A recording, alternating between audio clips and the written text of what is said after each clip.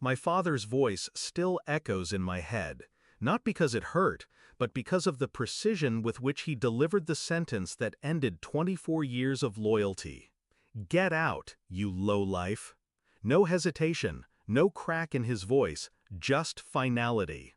I didn't argue, I didn't plead. I just stood there in their pristine, over-decorated living room, my suitcase already packed, my hand on the handle. Mother's eyes were cold, arms folded like a judge already certain of the verdict. You'll never make anything of yourself. You're uneducated trash. They thought this would break me. They thought I'd crawl, beg, disappear.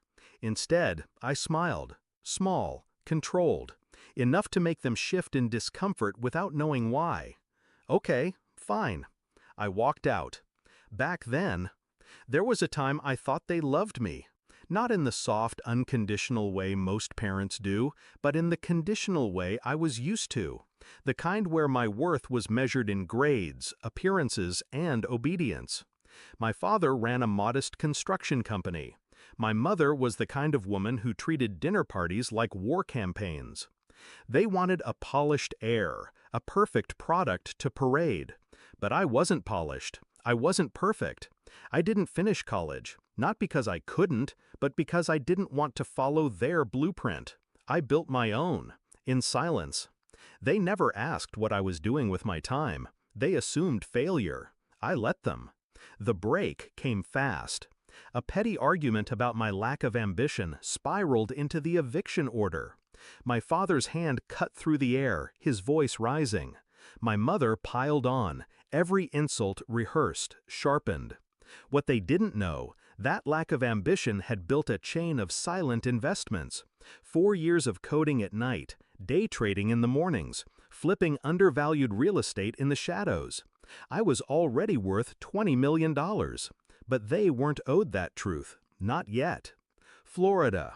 The next morning, I was barefoot on the balcony of my beach house in Naples, coffee in hand, watching the sun set fire to the horizon. They thought I was sleeping on someone's couch. I was closing on another property. They thought I was scrounging for work. I was finalizing a deal that would net 7 figures. I didn't block their number. I just stopped answering. 3 weeks later, I got the call from my sister. Dad's business is in trouble. They need a cash injection or they'll lose everything. I didn't react, not outwardly. Inside, a quiet click, the sound of a plan locking into place. Send them to me, I said. The meeting. They arrived at my beach house in clothes too expensive for their collapsing empire. My father scanned the property, trying to mask surprise. My mother stayed rigid, her smile strained. Nice place, she said, each word coded in disbelief. I invited them in, sat them at the long glass table that overlooked the ocean. Let them talk. They painted their disaster in broad strokes. A bad market, unreliable partners, sudden debts. Then came the pivot. We need help. Alone, just until we stabilize. I leaned back, folded my hands. And why would you come to me? I'm just uneducated trash, remember? My father's jaw clenched. My mother's eyes dropped to the table. Silence filled the space between us, heavy and deliberate. We were wrong, my father said finally. Wrong? That was the understatement of a lifetime. The plans reveal. I opened a folder and slid it toward them. Inside, the property deed for their home, the controlling stake in my father's company, the debt contracts I had quietly acquired over the past 2 weeks. Their eyes darted across the papers. Confusion, realization, horror. What is this? My father asked, voice sharp.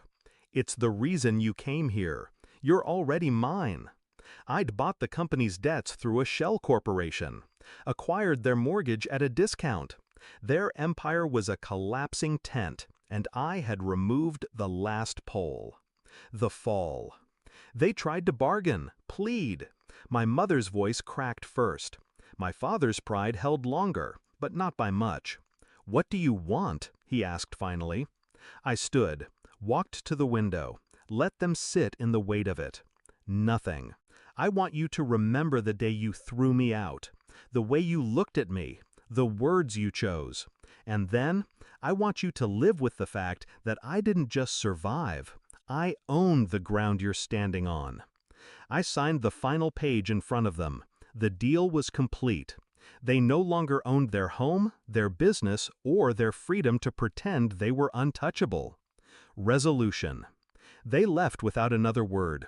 I watched them walk down my driveway, smaller than I'd ever seen them. No shouting, no gloating, just the quiet satisfaction of justice served cold. Some people think revenge is about destruction. It's not. It's about control, precision, letting someone feel the walls close in, slowly enough that they understand exactly who built them.